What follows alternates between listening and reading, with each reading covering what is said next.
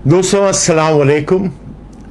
माजरत ख़्वाह हूँ, कुछ दिन आपसे तबादला ख्याल नहीं हो सका, लेकिन मेरी तबीयत सही नहीं थी।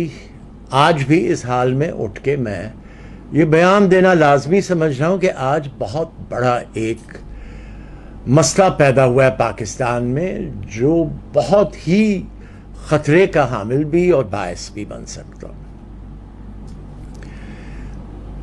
दोस्तों, पाकिस्तान के बनाने से पहले मेरे दादा जो थे सर अब्दुल्ला हारून, वो पहले और आखिरी ऑल इंडिया मेमन फेडरेशन के सदर रहे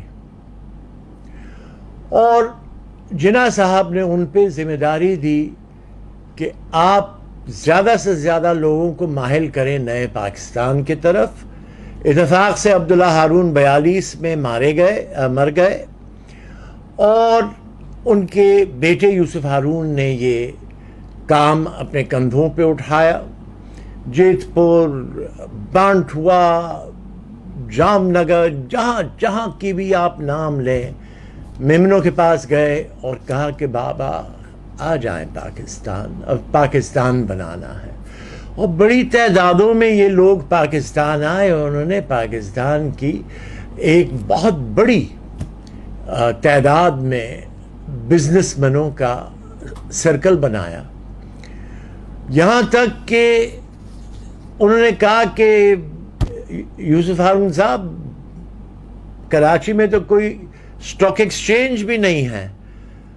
तो यूसुफ हारून अपनी मेहनत से कुछ दोस्तों के साथ मिलकर स्टॉक एक्सचेंज को कायम किया और पहले सदर स्टॉक एक्सचेंज पाकिस्तान के यूसुफ हारून रहे। तो इदारा बनाने में भी, लोगों को ले आने में भी, पाकिस्तान पे खर्चा करने होते हुए, ये सारी बातें करते हुए हमने अपने खिदमात पाकिस्तान के लिए अंजाम दिए। अब सूरत हाल आज खतरे पे कैसे पहुंचा है? मेरे बहुत बहुत पुराने दोस्त, स्कूल के वक्त के सिराज कासिम तेली ने एक बयान दिया है, हिस्से सुनाना चाह रहा हूं। सबसे पहले तो उन्होंने ये कहा है कि हमने सारे पाकिस्तान, कराची के बिजनेसमैन को जमा किया और वहां ये बात हुई। उनका एक ब्रंच होता है, इत्तेफाक से आज मैं भी, मदऊ तो मैं हर महीने में ही होता हूं, लेकिन आज मुझे जाना यूं पड़ा कि कुछ अहबाब और दोस्त मेरे बाहर से तशरीफ लाए थे। तो मैंने कहा चलो, दोस्ती मेरी थी तो मुझे जाना पड़ा। वहाँ पे चैम्बर के प्रेसिडेंट ने भी तकरीर की और डिफरेंट बिजनेस एसोसिएशन के, ट्रेडिंग एसोसिएशन के जो लोग टॉप लाइनर आए हुए थे, उन्होंने भी अपने ख्यालात का इजहार किया। मैंने भी वहाँ कुछ कोशिश की कहने की। लबोलबाब ये है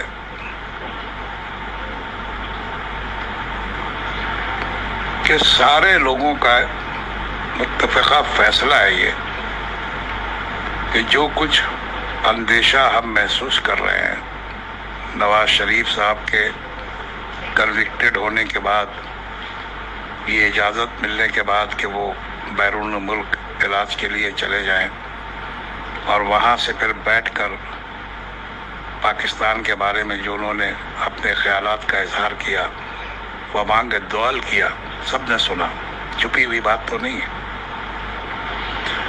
उस बातों पे गौर करते हुए और फिर मौलाना फजलुर रहमान साहब ने जो वबांग दुआल खुली धमकी दी पाकिस्तान की आर्मी को,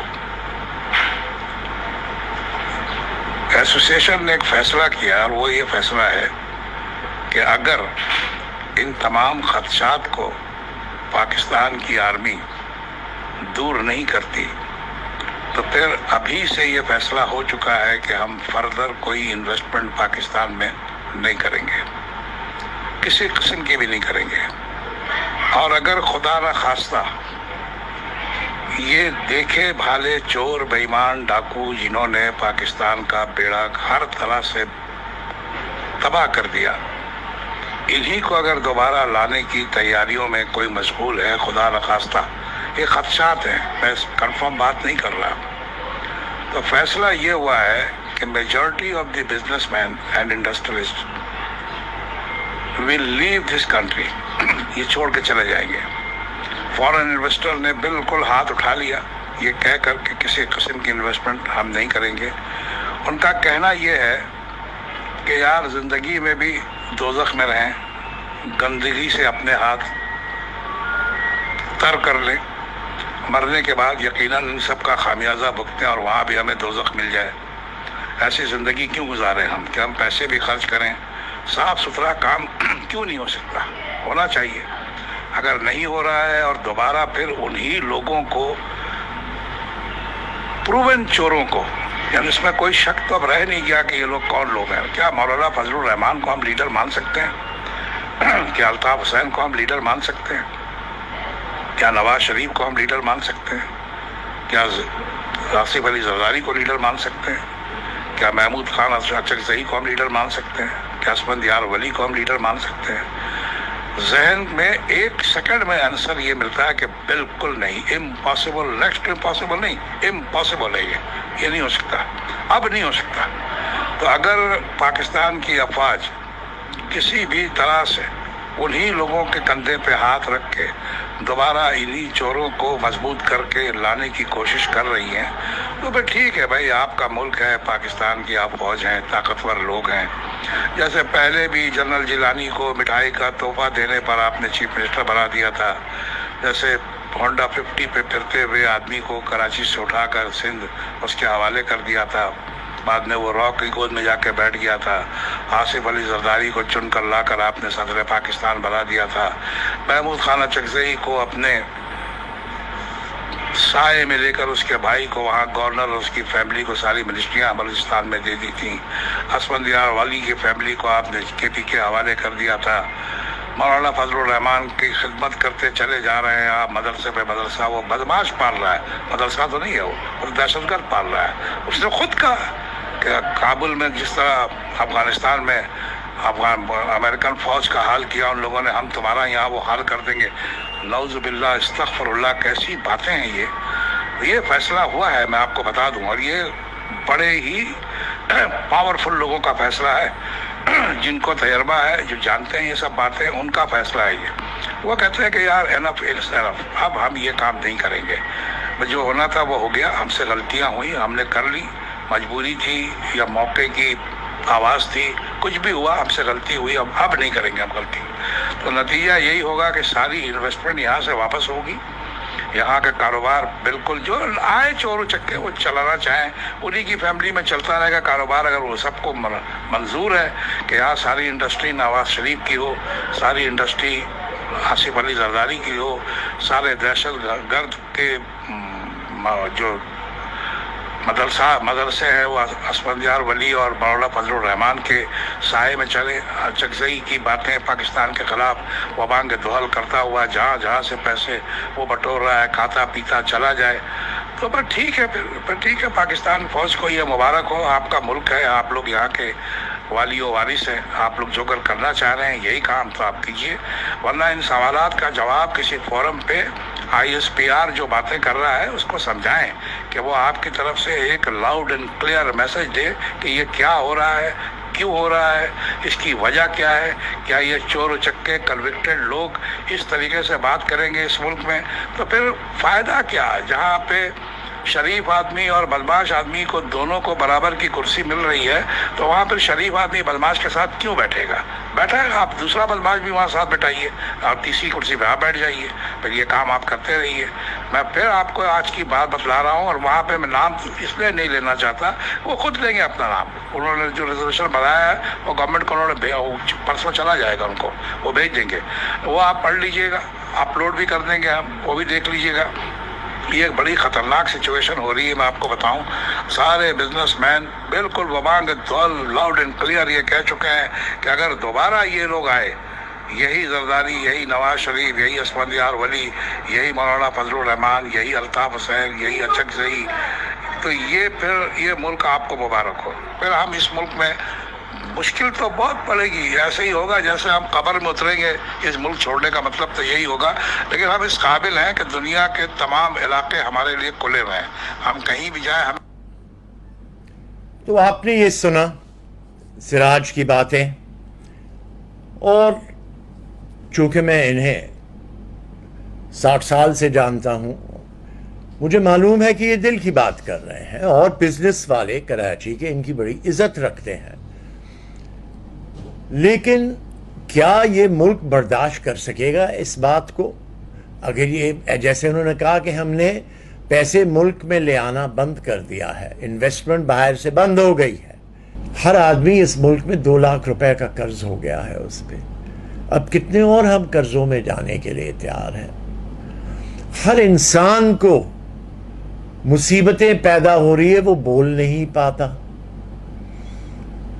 और लोग डर गए हैं, घबरा गए हैं।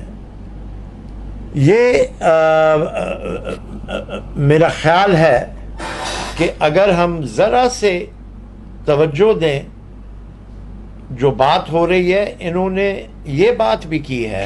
और ये इमरान खान वो क्या करे, मगर वो कर सकता है, क्यों नहीं करे? टीवी पे आके, भाई वोट तो तुझे दिया हमने यार, तू चुप करके क्यों बैठा हुआ है? अगर ये बात बिजनेस एसोसिएशन के सीनियर बिजनेसमैन कर सकते हैं कराची में एक ब्रंच में बैठकर, तो तू तो प्राइम मिनिस्टर है, क्या तुझे खबरें नहीं मिलती कि ये क्या हो रहा है? इतनी बड़ी बड़ी वो सारी बातें करके चले गए, और तू वहां बैठा प्राइम मिनिस्ट्री का मजा ले रहा है कि मैं मुल्क का प्राइम मिनिस्टर। कहाँ का तू प्राइम मिनिस्टर है यार?